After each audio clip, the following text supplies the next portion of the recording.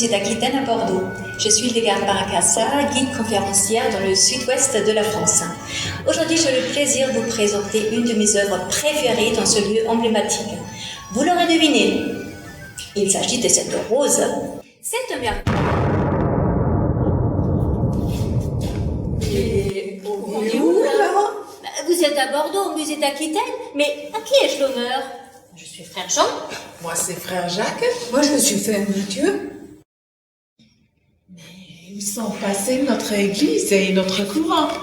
Je suis désolée de devoir vous l'apprendre. Votre couvent et votre église n'existent malheureusement plus. À la fin du XVIIIe siècle, après la Révolution française, elle a été vendue comme bien national. Et plus tard, pour percer des rues un peu plus importantes dans la ville, les bâtiments étaient complètement rasés. Rasés? Mais ça là, c'est notre rose. Ah oui. En effet, cette rose ornait la façade de l'église des Carmes, qui se trouvait sur l'actuelle cour Victor Hugo, pas très loin du musée d'Aquitaine d'aujourd'hui. Incroyable, mais vrai. Elle était cachée dans un mur qui servait de soutènement. La merveille que vous voyez devant vous a été découverte complètement par hasard, lors de fouilles en 1986. 1986? Mais dans quelle époque on est, noble dame? Eh bien, nous sommes au XXIe siècle, l'année 2021. 2021? Ok! Je t'avais averti, frère Jean. Il ne fallait pas toucher à ces fichus cookies. Mais nous sommes où maintenant? Nous avons voyagé dans le temps. Bon, ça va. Au moins, on a trouvé notre belle rose. Regardez-là cette rose, comme elle est bien mise en valeur ici. Elle a été exposée de façon verticale, ce qui nous permet d'admirer sa beauté et sa taille d'un seul coup d'œil. Elle a un diamètre de 5 mètres et pèse tout de même 5 tonnes. Eh ben nous, on les a vus travailler. Et vous savez comment on fait une si belle œuvre d'art?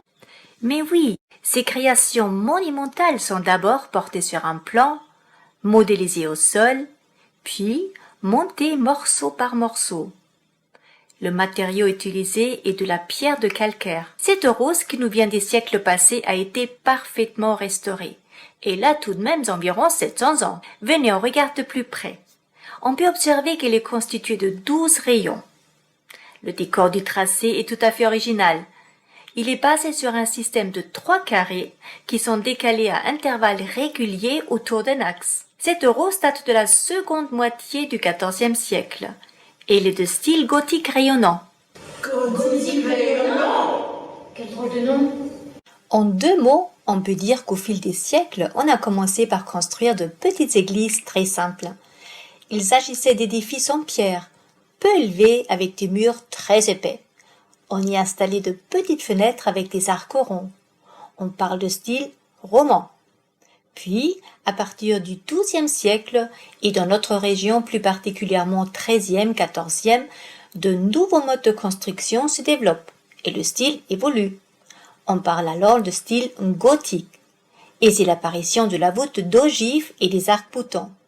Eux, ils vont permettre aux édifices d'être de plus en plus hauts. Ah oui, vers un élan vers Dieu. Oh mon Dieu, au plus haut des cieux! Les fenêtres aussi gagnent en verticalité. Les ouvertures deviennent de plus en plus grandes et hautes. On dit que l'architecture gothique ouvre les églises à la lumière. Durant le Moyen-Âge, on avait recours à la symbolique de la lumière, qui était censée faire entrer la présence divine dans les cathédrales et les églises, et magnifier le rapport à Dieu. Cette lumière devient suffisamment abondante pour que les maîtres verriers la colorent, grâce à de nombreux vitraux. Noble dame, ces fenêtres ne servent pas juste à montrer un joli décor. Ah, vous avez tout à fait raison. Ces vitraux servent à être instructifs pour les fidèles. On voit des scènes bibliques, on voit des scènes des saints, et justement, on appelait ça la Bible du pauvre. Ça se lisait comme une bande dessinée aujourd'hui, puisqu'on sait très bien qu'à cette époque, quasiment personne ne savait lire. Et c'est quoi ça? Eh bien ici, contre le mur, ce sont de petits fragments de vitraux de votre rose. On les a trouvés lors des fouilles de 1986 et on a souhaité les exposer pour pouvoir les admirer de plus près. Cette œuvre est somptueuse.